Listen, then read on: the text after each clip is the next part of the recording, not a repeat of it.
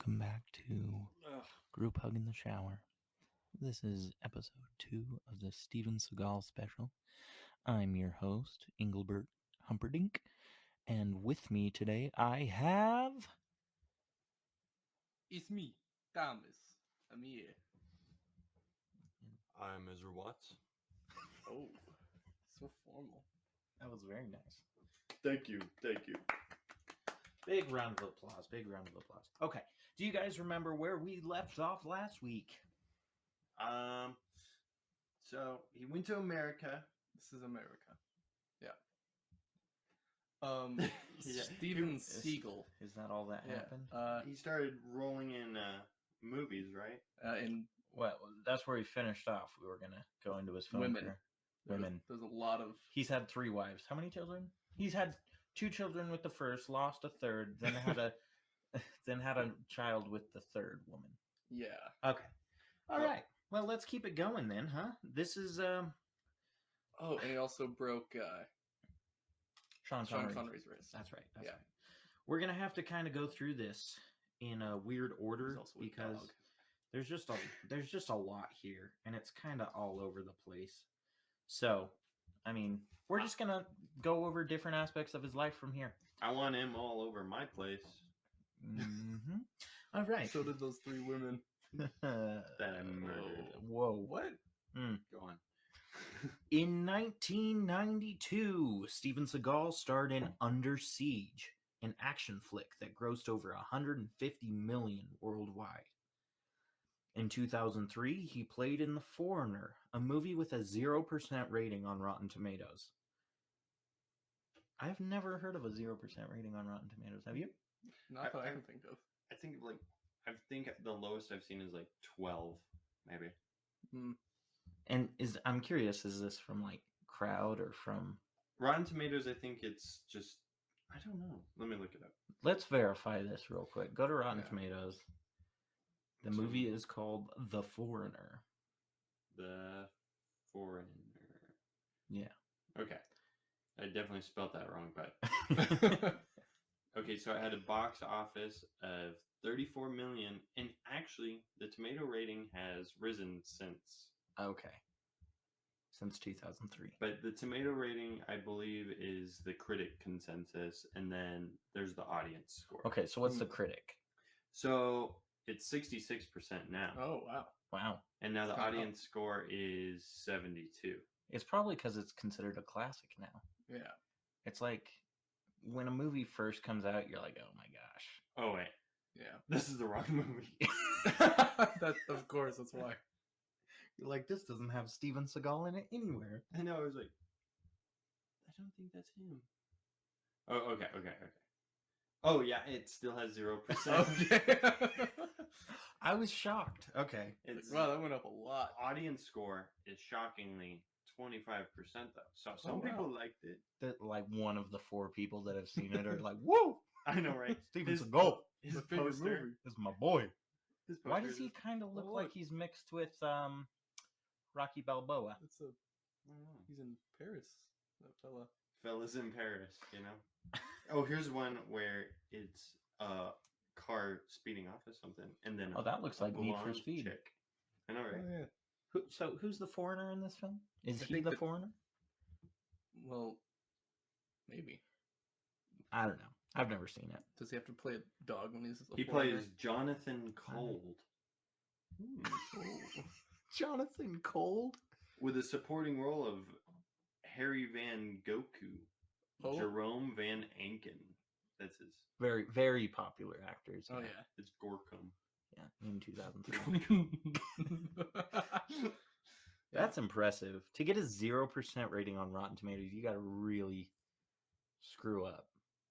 Yeah. Anyway, let's continue. But the ups and downs of Seagal's profile at your neighborhood Cineplex only tell one part of his stranger-than-fiction story. If you followed him at all over the years, you know that there's a lot to talk about. Basically, this guy has come a long way. Much of it down since the 1990s. In addition to some of the messes surrounding his still prolific movie career, Seagal has been involved in a long string of scandals featuring the likes of Sean Connery, which we learned about, and Vladimir Putin. What? That's a step. He's taken a stab at reality TV, real-life law enforcement, various licensed products, and a recording career. The guy has even gone up against the mob and the FBI. While his career is often derided by critics, there is no denying Seagal lives one wild life. Man, this guy's That's a looking lot. he's looking for smoke. If you like, get everywhere. involved, okay. First of all, he's incredibly difficult to work with. According to multiple actors, Steven Seagal is an incredibly difficult coworker. Something John Leguizamo discovered the hard way. No, John Lennon. I recognize him. I just can't say his name. John Stamos. No. Leguizamo. Anyway, while filming Executive Decision, Seagal got angry with his co-star and allegedly shoved Leguizamo against a wall. And kissed him. Maybe he just watched Super Mario Brothers? Was he in Super Mario? No, Brothers? that's in there. That's in the article, but I don't know. Oh. Seagal also made life hard for the Saturday Night Live cast. While hosting the show in 1991, he was very critical of the cast and writing staff. According to Tim Meadows, Seagal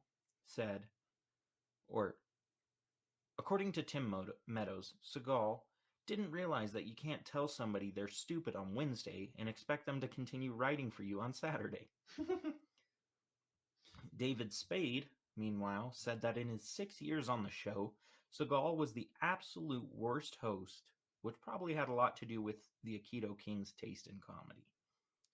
According to Julia Sweeney, Seagal wanted to perform a sketch where he played a therapist who wants to sleep with a rape survivor. Oh, that's so messed up. This says, haha, question mark. He's like, you know, it'd be really funny if I slept with somebody. Oh, and also, I'm her therapist. And also, a rapist. I'm a rape survivor. Man, brings back memories. Isn't that comedy? Isn't that comedy? Sounds pretty funny to me. That's so that's pretty. Poor I David can just like Spade, I picture feel bad David for Spade him. like sitting across the table going, yeah, I'm not doing that. I imagine him just like blankly staring at him like, who the heck invited this dude? He's like, hey, get this idea. Comedy gold here. And then for the next skit, we get a real orphan and we beat the crap out of him. Oh, Why? man. For comedy. What does Yeah. that mean? No. What is wrong with this guy? Evidently, Seagal was so frustrating, he was banned from ever hosting again. Makes sense. Yeah. I mean, he did do a sketch, though. I watched it on YouTube, and it's not that funny. It's like one of those comedies, like when people first do their comedy, I think, and they're like, the weather today is crazy. What about those Jewish people? It sounds like every single one of my Oh jokes. my gosh. So it was 30 years ago. Let's see. I want to dig more into this, so I'm pulling up another article. On April 20th, 1991, one of the most infamous episodes in Saturday Night Live history hit the airwaves as hosting duties were handed to Steven Seagal.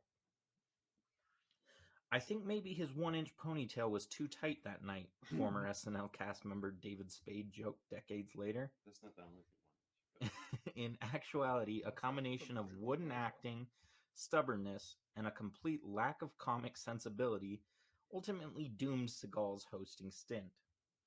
The actor was in the midst of his commercial height at the time. Films Hard to Kill and Marked for Death had been hits in 1990, and the action star's newest flick, Out for Justice, would continue the successful trend. Saturday Night Live had certainly welcomed its fair share of non-comic hosts in the past.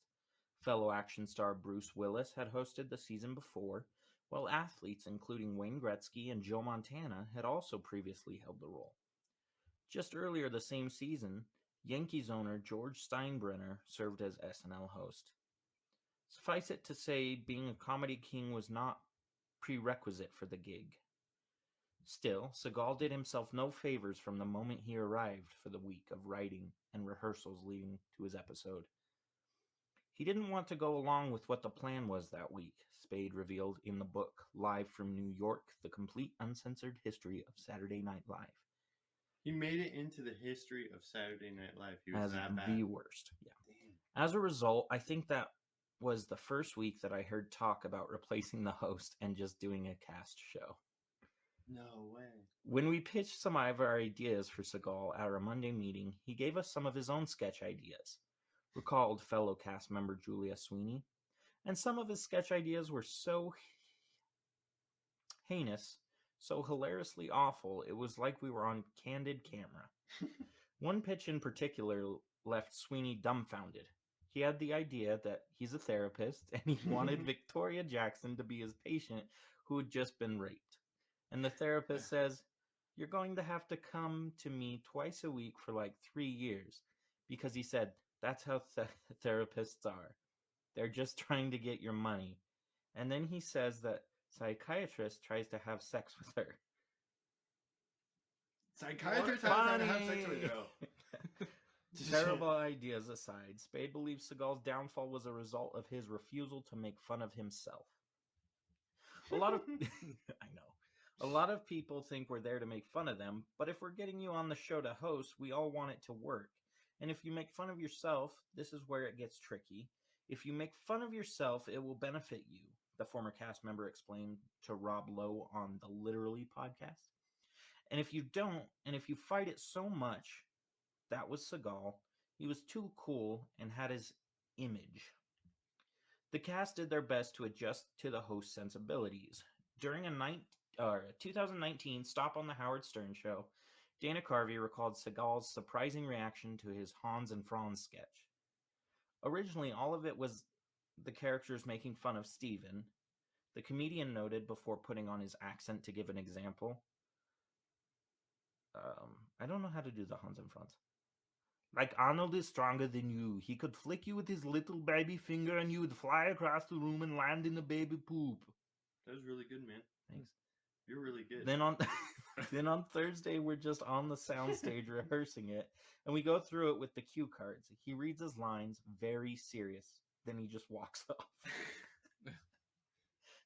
He has some serious stage. I just wish Arnold was here so I could kick his... Yeah. All right. Carvey tried further explaining the premise, but Seagal didn't seem to understand. The sketch was rewritten to paint the host as the toughest action hero of all. Oh my gosh. The biggest problem with Steven Seagal was that he would complain about jokes that he didn't get. So it was like, you can't explain something to somebody in German if they don't speak German, cast member Tim Meadows explained in Live from New York. He just wasn't funny, and he was very critical of the cast and writing staff. He didn't realize that you can't tell somebody they're stupid on Wednesday and expect them to continue writing for you on Saturday. Seagal's demand for rewrites even extended to the show's opening. He wouldn't do kung fu fighting as a cold open. That would have been so funny. Right? He's like, no, I'm not doing kung fu fighting. I am kung fu master. Yeah, that one's fun. Spade revealed. Noting that the original idea had Seagal singing the song while smashing cast members with his martial arts moves. That would have been funny. Instead, the actor and occasional recording artist earnestly sang the song while cast members providing backing vocals. It's like a really somber song. Yeah. They're like, He's like, no, I want it to be super dramatic. And also, there's a girl that was just raped that I get to sleep with. I think he had a pretty complex joke there. Because the therapist, the rapist? I don't get it. Therapist. Got it. It went right over my head the first time. All right. Whether he was impersonating Andrew Dice Clay, throwing Rob Schneider's Rich Meister character out a window, or playing an overprotective father to a teenage daughter, Seagal remained unexpressive and generally unfunny. He didn't want to be on sketches, fellow cast member Norm Macdonald declared to the New York Daily News. Just not a nice guy. Indeed, it didn't seem like Seagal wanted to be on the show. The actor rarely smiled or showed any emotion during the episode, often delivering lines that were supposed to be funny in the same deep, grizzled tones that he'd used in his action movies. As one sketch gag, something like that could be funny. That it was done across the entire episode and clearly not done for the laughs made the whole experience cringeworthy. Seagal's episode quickly became infamous. Saturday Night Live producer Lorne Michaels quickly removed it from rerun rotation and banned the actor from returning. But by the start of season 18 in the fall of 1992, Michaels was at least willing to make fun of it.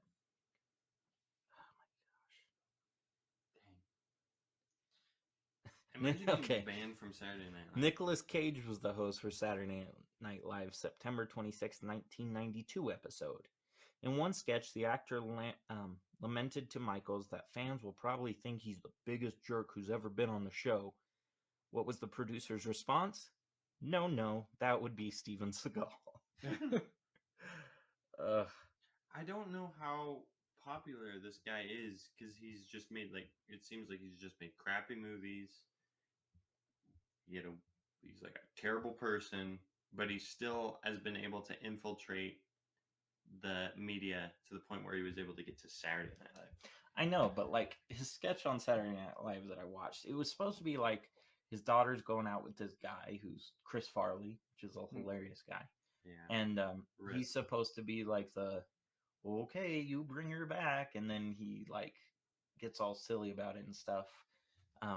But in reality, Steven Seagal was just like, you bring her back or I will slit your throat, basically, and just all serious. And it's the only sketch I've ever seen where it made Chris Farley not seem funny.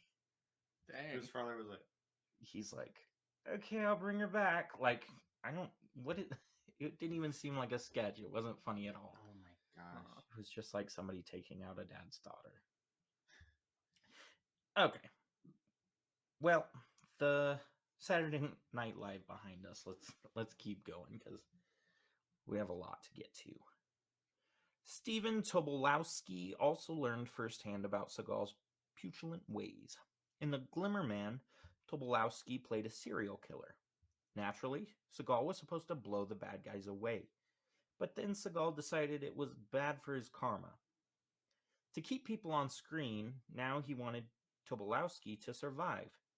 Thinking on his feet, Tobolowsky explained that his character was trapped in his own private hell. By killing the villain, Seagal would be allowing the bad guy to reincarnate as more of a peaceful being.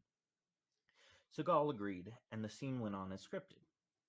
Unfortunately, Seagal later ad-libbed the line, "Thank God I didn't kill that guy," after the guy was obviously dead. Later, he's like, "Thank God I didn't kill that guy." So Tobolowsky then had to record a few lines to make it seem like his obviously dead character had actually survived. It's just like a mangled corpse. He's like, thank God I didn't kill him. He's like, I'm dead though. My character's dead. He's like, no, but thank God I didn't kill him. He's like cut in half. He's like, he's in two pieces, half and half. Not like Darth Maul, like half like his legs and his top. It's like straight down the middle. Yeah. There's no coming back from that. No. Those lines didn't make the final cut, luckily. All right, on to the reincarnation controversy. Hollywood is home to several famous Buddhists like Richard Gere or Keanu Reeves, but the most powerful celebrity Buddhist practices Aikido and sports a ponytail. As it turns out, Steven Seagal is pretty high up on the spiritual ladder, but his rise to the top has drawn some criticism from his religious peers. In 1997, Pinoy Rinpoche, the supreme head of the Ninjima, hope I said that right, school of the Tibetan I don't know. Tibetan. It's Tibetan. Yeah. Tibetan. Oh my god. I was like, man, this place is pretty foreign. I've been reading a lot of words, okay? Tibetan. Yeah. Tibetan. Okay, Tibetan Buddhism announced that Seagal was a Tulku. In layman's terms, a Tulku is a reincarnated Buddhist master who has vowed to take rebirth to help all beings attain enlightenment. Rinpoche believed that back in the 17th century, Seagal was actually Terton Changdragdori, a renowned translator who had opened his own monastery and found several powerful relics. Thanks to this spiritual history, Seagal was declared a lama. A llama? A llama, not an alpaca. A llama. The Dalai Lama or just llama? It's a teacher in the Tibetan. Buddhism. Tibetan? Tibetan. Tibetan. I'm Doug Dimmadome from Dimmadome, Tibetan. According to The Guardian, that means he is just a notch down from the Dalai Lama himself. During his inauguration, Seagal pledged to help ease suffering across the globe. And since then, he's given seminars on compassion at New Age retreat centers. So he is like really high up in Buddhism, and he was reincarnated as this savior. He's supposedly enlightened, and then he makes rape jokes on Saturday Night. I'm gonna help everyone. He was one step away from being the Dalai Lama. Yeah, That that's like their Jesus. How does this guy talk his way into this stuff? Swag. There's I just so don't much get it. confidence. I think it's just so much confidence and so much lying that He's like built a thick layer of power of lies. he's basically the greatest person to ever exist, and for some reason people keep believing him. All right. However, several people are skeptical of Seagal's spiritual status, since he's been accused of sexual harassment. Really? Some Wouldn't have seen wouldn't that have coming. seen that coming, huh? Some have questioned whether or not he has the moral character to be a lama. Even Richard Gere expressed some doubts. I still just keep picturing an actual llama. No. First he was a dog, now he's a llama. He's just all over the place. Richard Gere expressed some doubt, saying, "If someone's a Tulku, that's great, but no one knows if Seagal's claim is true." Others allege that before he was pronounced a Tulku, Seagal had donated quite a bit of cash to Rinpoche's school, which might explain his conveniently glorious past life. It's all especially weird considering these reincarnated teachers are generally divorced as children. Steven Seagal is not a child. Well, he's kind of acting like one. Look at his cool yellow glasses. Oh, nice. Isn't that pretty cool? He And his does leather look pretty jacket. sick. Dude, a leather jacket makes you like 10 times cooler. Yeah, those look like those glasses that help you see at night. Night vision. Yeah, kind of. Sick. All right, Use we're some on Pit to Vipers his on. weird relationship Just with the safety UFC. glasses. Oh. Oh, Ultimate Fighting Champion, is that what that stands for? I guess so. I think so. They're the guy they also probably asked for him to say like he's the llama. They're like, you can ask the famous Jeffrey Epstein. He's like, "Will you be a llama?" And he's like, "Oh, yes, I do good. I've already played a dog." And he's like, "I don't think this guy's getting it." But all right, let's okay. In February 2011, UFC fans prepared to watch middleweight champion Anderson Silva face off against Vitor Belfort. At the time, Silva was widely considered the greatest mixed martial artist on the planet. And in round one, he knocked Belfort out with a front kick to the face. It was one of the most iconic moments in UFC history. And days later, Seagal was taking all the credit. According to Seagal, he was the man who taught Anderson Silva how to use that particular kick. In fact, Seagal even claimed that he invented that kick. Well, of course he did. Why doesn't he just get assassinated? It's easier. in Like life. anytime anybody does something cool, he's like, "Oh yeah, that was me. It was all me. That was all me." While many assumed Seagal was lying, the actor had indeed escorted Silva to the ring that fateful night. And a few events later, Lyoto Machida knocked out the legendary Randy Couture with a Karate Kid-style crane kick. Once again, Seagal took credit for the move, this time while on the Jimmy Kimmel Live show. While Silva seemed to enjoy the joke at first, the champ eventually decided to speak up, explaining how he'd been practicing the front kick long before he met Seagal. In his famous broken English, Silva admitted, "Seagal is a good man. No coach, no train me. He's a good man. He's a good person. That's it." I mean, at least you got the good person part, you know? Yeah. He's just trying to be nice. You're good, but you dirty liar. Other athletes are far less polite. When Seagal tried to go backstage at UFC 135 to advise light heavyweight champ John Jones, the fighter turned him away.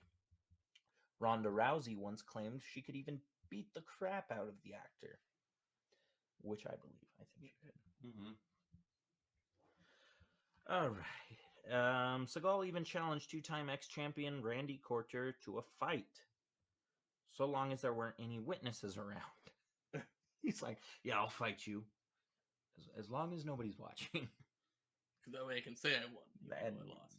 nobody. It's just like he said, she said at that point, or he would just like bribe him to Has say anyone- that he was beat. Wait, has anyone actually seen him fight anyone? Like, actually? We'll get kind of into that a Okay. little bit, but Maybe. I saw him. So far, it's just been like claims, like, yeah, I did this. his whole life is just a claim, and everybody's like, "Where's the proof?" And he's just like, "My word is proof." I was a dog. Prove it. Woof. Ah, yeah. When asked about the matchup, Couture said that he wasn't surprised that Seagal wanted to fight in a private, remote location where nobody could see it happen. It just, all right. That's fine. All right, we're going to Steven Seagal versus the Dirty Dozen. 30 days. In his heyday, Steven Seagal was the biggest martial arts star in Hollywood. Just a box of But that donuts. doesn't mean he could fight in real life. In fact, Still lost. he very well can't. Seagal is a legit 7th Dan in Aikido, a martial art that relies on joint locks and the redirection of momentum. In fact, Seagal was the first American to teach Aikido in Japan. But honestly, Aikido is pretty worthless when it comes to self-defense, according to fight analyst Jack Slack. Aikido only works if your opponent is running straight at you, something most smart fighters never do. And UFC commentator Joe Rogan explained, Aikido would never work against a trained fighter. Never. Not in a million years. Watch the video above and you'll see why. The video is unavailable in our country. I can imagine. Probably Steven Seagal. I can imagine just like running up to Steven Seagal in like a fancy hotel and just decking him in the mouth and then running off. No, you can't run at him. That's when Yeah. Aikido works. But still, It's a redirection of momentum. Yeah. he would be like So a you gotta crane. slowly He walk just up like to him. tries to step out of the way, so you run into the wall behind him. And he's like, "I'm a professional martial artist." You gotta walk up behind him. No, I don't know if you can do it behind it. He's probably like a horse. Or like... He kicks. Yeah, He probably. kicks. Nevertheless, Seagal claimed he could beat anyone, anywhere, anytime. Even worse, Seagal made some controversial comments about Bruce Lee, Chuck Norris, and the sport of full contact karate. Chuck Norris and this didn't sit well with Bob Wall, an actor and high-ranking black belt with plenty of tournament experience. Wall was friends with Norris, had worked with Lee, and absolutely didn't care for Seagal's attitude. Wanting to teach the actor a lesson, Wall assembled the Dirty Dozen, a group of angry kickboxing and karate champions like Benny Benihana. Yeah. Benny Urquidez. Urquidez? Yeah, sure. Bill Wallace, and Howard Jackson. Some wanted to show Seagal was a fake, while others were upset at his aforementioned comments. while others wanted to avenge a group of stuntmen whom Seagal had allegedly injured. Wanting to get the actor's attention, the dozen appeared in magazines like Preview and Black Belt. But despite their efforts, there was never any showdown. Instead, when Seagal finally met Wall, the movie star supposedly apologized for what he'd said. And if you need more definitive proof that Seagal sucks as an actual fighter, this is where we go into the time Steven Seagal got choked out. Well, Seagal never faced off with Bob Wall. Many people claim that he did square off with Judo Gene LaBelle.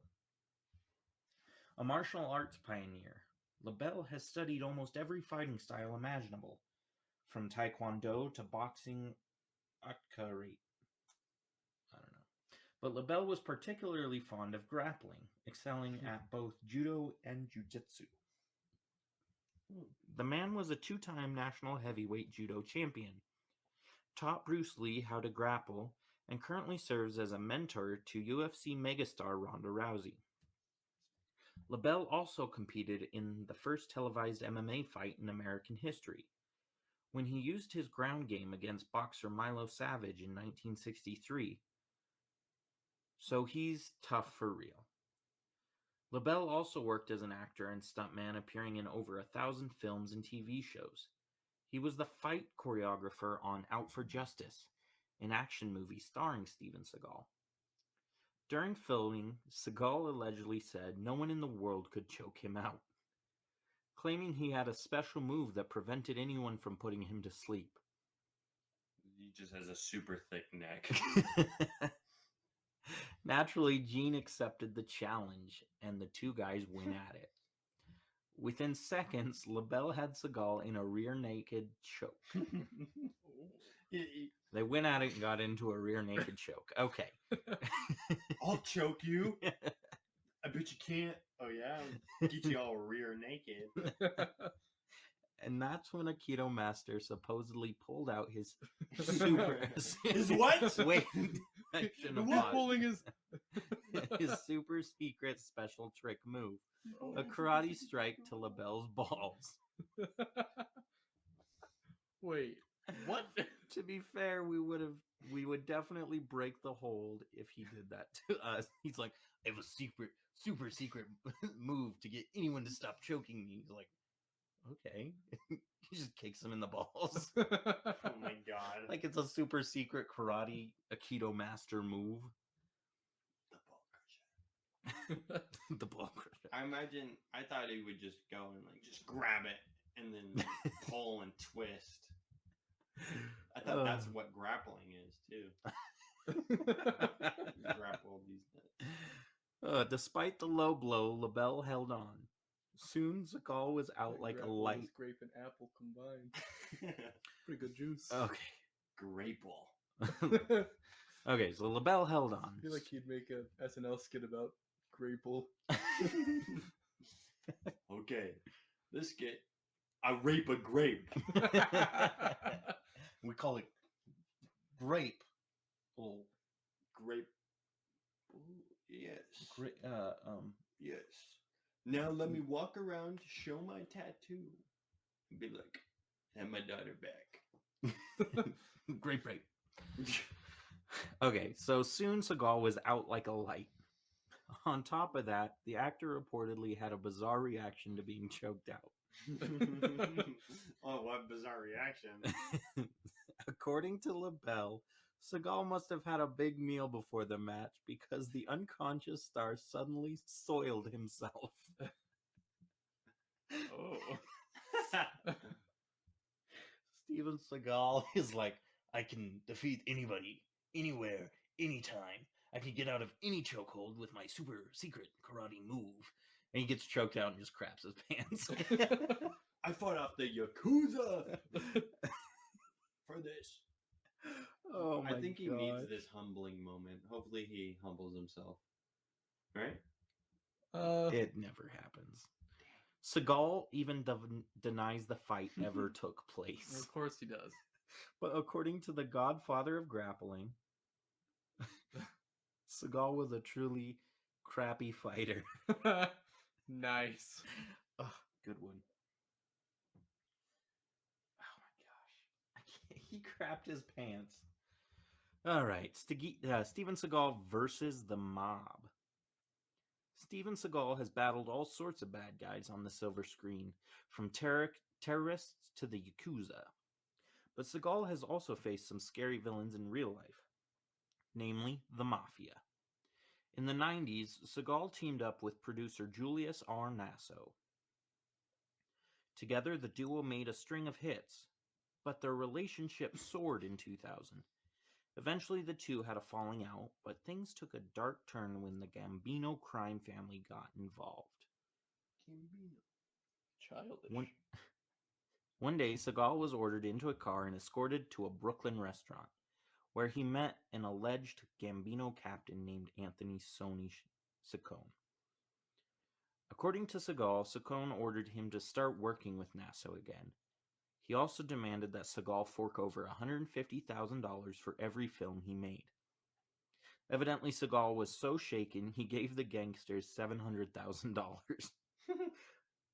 The martial artist had every reason to be afraid. As he left the meeting, someone supposedly told Seagal, "If you would have said the wrong thing, they would have killed you." Dang. This guy's life I just don't know if seems they like could- a movie. Like, Honestly, it's I so don't ridiculous. think they could have killed him. I mean, I know. dude, He he got just some crapped super on 'em. secret moves, He's dude. he'll just kick them all in the nuts And then crap. and then crap his pants when they grab him. No. The scandal Not came to again. light in 2003 when the government indicted alleged crime boss Peter Godey and 16 others for a whole host of crimes. In addition to Seagal's testimony, the government had recordings of several individuals, including Saccone and Nasso, discussing how they would intimidate Seagal. They even laughed about how they scared the movie star. Nasso defended himself by saying Seagal had backed out of several movie deals and owed him $500,000. Regardless, the producer was sentenced to 1 year in federal prison. But once a crooked mob guy, always a crooked mob guy. Nasso wanted his cash and sued Seagal for $60 million. 60 million? Wow. After the producer got out of jail, he settled with the actor for an undisclosed amount of money. So we don't know how much he got, but he sued Seagal and won. 5. Seagal's like, He's I like, got $5. You got $5. This is crazy. This guy's lies are going to get him killed. Yeah. All right, so Seagal versus the FBI. Oh, wonderful. Well, never a critic. He wants beef with everybody. You know what? He's Steven, like, if you're out the there, mob can't win, neither can the FBI. Steven, if you're out there, I'll fight you. No! He just breaks down the door right now. He's like, put me in a chokehold, I dare you. I'll piss myself. So, Steven Seagal used to pull in some impressive box office numbers.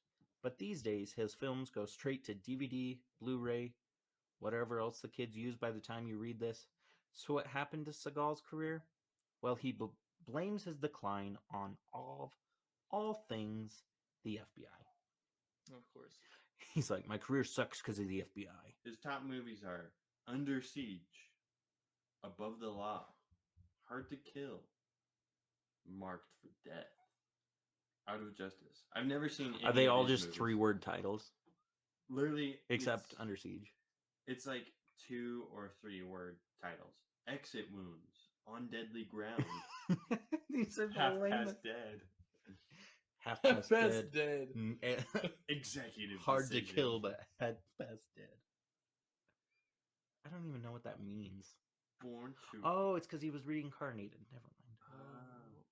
Oh my gosh, there's like this crappy edited poster of him, and it's a sniper special ops. Oh my gosh. Oh, all right. In 2002, Los Angeles Times reporter Anita Bush. You need a what? Anita Bush. Oh. You need a bush? That sounds like an Austin Powers name. Yeah, it does. Anita Bush was investigating Seagal about Julius Nasso and the whole mafia mess. But one morning, she found a dead fish, a rose, and a sign that read, "Stop," on her windshield. Plus, there was a brand new bullet hole. Just what her car always wanted. Afraid, Bush informed the FBI, and the feds began investigating Seagal. At first, the FBI thought the actor had hired a detective named Anthony Pelicano to intimidate Bush. They also suspected Seagal of hiring a thug to scare Vanity Fair writer Ned Zeman with a gun. But after digging deeper, the FBI concluded there was no evidence against Seagal. The actor even took a polygraph to prove his innocence. Instead, they focused on Pelicano, the private eye who illegally spied on celebrities. And then Seagal just fell by the wayside. The FBI never charged him, but they didn't exonerate him either. The actor believes all the notoriety from the Pelicano case majorly harmed his career. And he might have a point. According to one Hollywood publicist, Steven Seagal was no Harrison Ford when this scandal happened, but these accusations certainly hastened his decline. So it only makes sense that Seagal wants an apology from the FBI. As for Pelicano, he was sentenced to prison in 2008. And it looks like he'll be in bars until 2018. So this must have been written before then. Okay. Well, if he blames his decline on that, he's just ridiculous. Okay. There's a lot to go. Like a lot. That's crazy how deep this guy's story goes.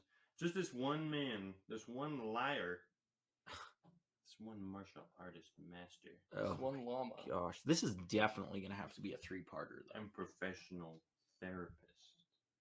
This is definitely a three-parter. I think so. Because I can't find the end of this article. This article is by Looper. I also got information from the LA Times, as well as an article called 30 Years Ago. Steven Seagal's hilariously awful SNL episode, ultimateclassicrock.com. So, oh my gosh. This is crazy. He's just so full of it and full of himself. I think he's like believing his own lies about his life. I think so too. I mean, hey, he's making it work. He's a hustler. I mean, most pathological liars do start to believe them after. Yeah. Like, it alters their reality. But the fact that he's been proven wrong time after time and still just denies it. He crapped his pants after being choked out, and he's like, no, that didn't happen. Didn't happen. Didn't happen. Didn't hit me. I was reincarnated. It's just a different... I'm a dog. Now I'm a llama. It's a different breed of people, man. Like, there are some people that are literally just, like, straight up liars. Like, just to paint themselves differently. And they just roll with it the whole time. I know, and he's so serious about everything. He can't take a joke. He can't take criticism. He can't joke about himself. Yeah. He's just pretty much the worst. So I see why he gets along with Vladimir Putin, which we'll get into. Wonderful. Have you guys ever seen the movie The Room with Tommy Wiseau? He kind of reminds me of that. Oh, hi, Mark. Yeah. Like, horrible actor. I did not. Oh, hi, doggy. Oh It's such a good movie. I've actually never seen it. It's a trip, dude. It reminds me of him a lot because he just seems like someone that's totally out of it, you know?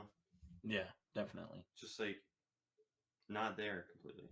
It becomes not funny after a while of reading about this guy because nothing will surprise you anymore. Yeah. And he burned down a school. Oh, great. That's like, you know what would be a funny skit? We burn down an orphanage and rape them. And everybody's like, Steven, no, that's not what comedy is. Put that on Saturday Night Live. No, Steven. We'll be on the news. Steven. Dude, he goes on Saturday Night Live with the skit. It's like, I don't think I raped you. I think the school system raped you. I think the CIA raped you. Oh my gosh. He's just the worst person. See my next movie, Under Siege. 0% on Rotten Tomatoes. Which movie was 0%? Foreigner. Foreigner, Yeah. that's right. Wait, that's only one word. No, it was The Foreigner. Oh, okay. It's 2 or 3. 2 or 3. He can't And it's comprehend usually the like, whole sentence. dead or alive. Alive or dead. Almost dead, but not really. Dead, but close. Half dead. Halfway alive, but still dead. It's like all these dumb movies. The Therapist. Oh, The one drama.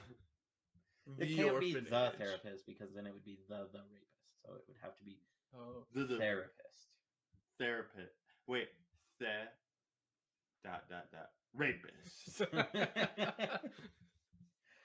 Are you He's just coming just out with a movie called The Rapist? No, it's Well, we'll probably get Therapist. into like his countless sexual harassment claims wonderful. here soon. But That's what I've been waiting for this whole time.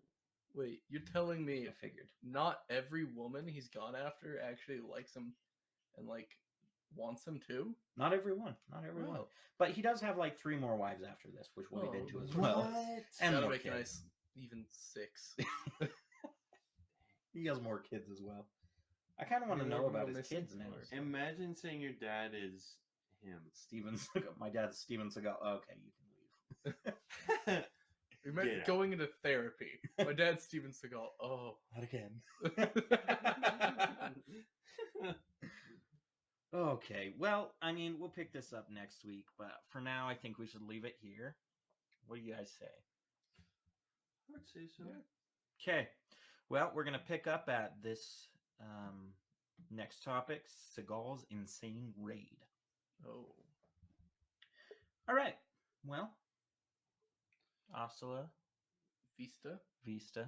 Deuces. And from our Deuces. sponsors, Jim Oh, and Diane. and Diane. And Diane. Yeah. Jim, we know what you did. We know all about the towers. I see the tabloid in there. We have the proof. A little bit of an inside joke there. We found a floppy disk today too. Whose floppy disk? Jim's floppy disk? Jim's floppy disk. Damn. Wow. Sick. Huh. Okay. Well, you see- should show me. So. All right. And we're out.